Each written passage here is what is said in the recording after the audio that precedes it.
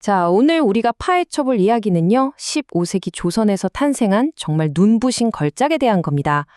그런데 이게 단순한 명작이 아니에요. 아주 끔찍하고 비극적인 역사를 고스란히 품고 있는 일종의 타임캡슐이거든요. 바로 들어가 보죠. 겉보기에는 아주 평화롭고 아름다운 산수화처럼 보일 겁니다. 그렇죠? 하지만 사실 이 안에는 엄청난 비밀이 숨겨져 있습니다. 거대한 정치적 재앙이 터지기 직전에 작성된 15세기 조선 최고 VIP들의 아슬아슬한 영단이라고 할 수 있거든요. 많이들 들어보셨을 겁니다. 바로 몽유도원도입니다. 그런데 이 그림, 그냥 잘 그린 미술품으로 끝나는 게 아닙니다. 당시 조선을 이끌어가던 엄청난 엘리트들의 사회적, 지적 네트워크가 물리적인 형태로 딱 박제된 거예요. 말 그대로 당대 최고 지성인들이 총출동한 모임을 증명하는 엄청난 기록인 셈이죠. 비단 위에 펼쳐진 꿈, 그리고 이 꿈을 현실로 만든 후원자와 화가에 대해 먼저 짚고 넘어가 볼까요? 이 거대한 네트워크를 제대로 이해하려면 이 그림을 탄생시킨 두 사람부터 만나봐야 하거든요. 두 사람의 배경을 한번 비교해 볼게요. 진짜 흥미였거든요. 먼저 꿈을 꾸고 그림을 의뢰한 사람은 당시 29살 왕의 계승 서열 3위였던 절대 권력자 안평대군입니다. 반면에 그림을 그린 안견은 중인 계층의 화원이었습니다. 그런데 안견은 나중에 종사품, 대호군이라는 어마어마한 벼슬까지 올라갑니다. 조선 전기 신분사회에서 장용실 못지않게 철저히 실력 위주로 파격적인 대우를 받은 거예요. 이 둘의 관계만 봐도 이 모임이 신분을 떠나 실력을 얼마나 중요하게 생각했는지 딱 감이 오시죠? 자, 그럼 이 불가능에 가까웠던 지적 네트워크가 어떻게 엄격한 신분제를 뛰어넘었는지 살펴볼게요. 도대체 누가 이 모임에 참여했을까요? 이 몽유도원도에는 무려 23명의 인물이 직접 쓴 시와 글이 달려 있습니다. 그냥 평범한 예술동호회가 절대 아니라는 뜻이죠. 왕실 엘리트부터 시작해서 북방을 개척한 무장, 궁중음악가, 성균관, 관료, 심지어 스님까지 있어요. 세종대왕 시절 각기 완전히 다른 분야에서 탑을 찍던 최고의 브레인들이 한자리에 모인 지식의 용광로였던 겁니다. 이 명단에 있는 분들의 연령대를 쭉 훑어보면 정말 기가 막힙니다. 20살 남짓한 눈부신 젊은 천재들이 90살이 넘은 노학자와 한자리에서 직접 교감하고 작품을 만들었어요. 이 엄격한 조선시대에 세대를 완전히 초월한 콜라보레이션이 일어난 겁니다. 믿어지시나요? 원로들의 지혜, 조선을 이끈 베테랑들을 먼저 보겠습니다. 이 세대 사다리의 맨 꼭대기에는 과연 어떤 분들이 있었을까요? 말 그대로 조선이라는 나라에 뼈대를 세운 분들이 모여 있었습니다. 가장 먼저 눈길을 끄는 분은 천봉만우라는 스님입니다. 연세가 무려 90대에 달하셨다고 하는데요. 여러분, 조선은 철저한 유교 국가였잖아요. 억불 정책이 기본이던 나라에서 90대 고승이 정치, 문화, 엘리트 그룹의 최고 귀빈으로 초대받았다? 이건 진짜 말도 안 되게 파격적인 일입니다. 그만큼 이 모임이 이념을 뛰어넘는 엄청난 포용력을 가지고 있었다는 증거죠. 여기에 70세 우의정 하연, 조선 궁중음악의 아버지 70세 박연, 그리고 북방 영토를 개척한 62세의 전설적인 호랑이 장군 김종석까지 합류합니다. 국가행정, 음악, 군사 분야의 그야말로 마스터들이 이 모임에 자신들의 이름값과 엄청난 무게감을 팍팍 실어준 겁니다.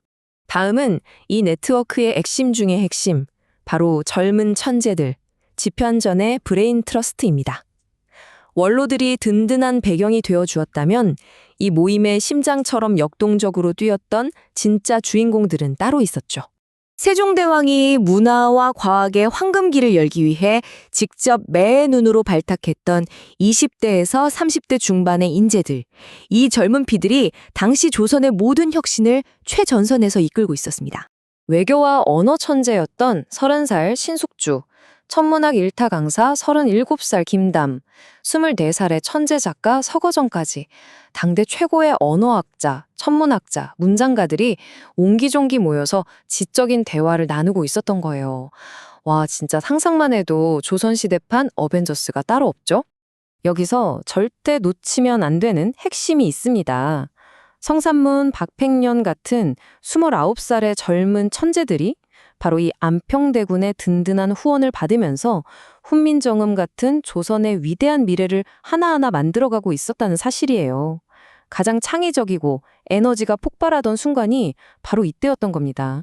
하지만 이 산산조각난 유토피아의 비극적인 반전을 이야기하지 않을 수 없네요. 이토록 평화롭고 창조적이었던 지성인들은 자신들이 끔찍한 정치적 낭떠러지 바로 끝에 서 있다는 걸 꿈에도 놀랐습니다. 시간의 흐름을 한번 따라가 보죠. 1447년 이 그림이 완성되던 그 눈부신 황금기에서 모든 것이 완전히 파멸하기까지 걸린 시간은 불과 6년이었습니다. 1453년, 단 6년 만에 모든 게 무너져 내립니다.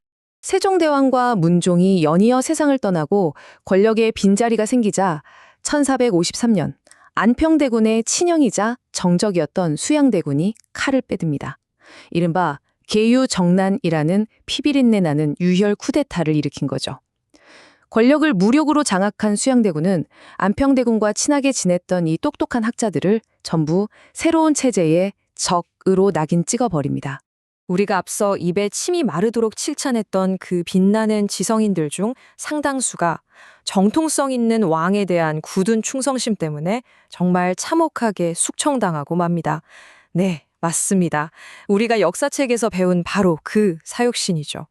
아까 우리가 조선의 미래를 이끌어갈 거라고 감탄했던 20대 천재들 있죠? 성산문, 박팽년, 그리고 30대 출반의 이계 같은 학자들은 잔혹하게 처형당하고 맙니다. 이건 단순히 똑똑한 젊은이 몇 명이 죽은 게 아니에요. 조선이라는 나라가 가질 수 있었던 어마어마한 지적 자산과 눈부신 미래가 하루아침에 싹둑 잘려나간 엄청난 비극이었습니다. 자, 이제 이 몽유도원도를 다시 한번 찬찬히 들여다보시죠. 느낌이 완전히 다르지 않나요? 이제 이 그림은 단순한 예술작품이 아닙니다. 거대한 핏빛 재앙이 닥치기 직전 조선 최고 엘리트들이 남긴 마지막 단체 사진이나 다름없습니다. 그들의 찬란했던 꿈이 영원히 박제된 세상에서 가장 아름답고 슬픈 기록인 거죠. 한 시대의 가장 위대하고 다양한 지성들이 이렇게 하룻밤 사이에 폭력적으로 싹 지워질 수 있다면 우리가 지금 누리고 있는 이 황금기나 평화는 또 얼마나 아슬아슬하고 깨지기 쉬운 걸까요? 한 사회가 품었던 가장 아름다운 꿈이 눈 깜짝할 사이에 가장 끔찍한 악몽으로 변할 수 있다는 이 서늘한 역사의 경고. 오늘 해설은 이 묵직한 질문을 여러분께 남기면서 마무리하도록 하겠습니다. 생각할 거리가 참 많은 이야기죠.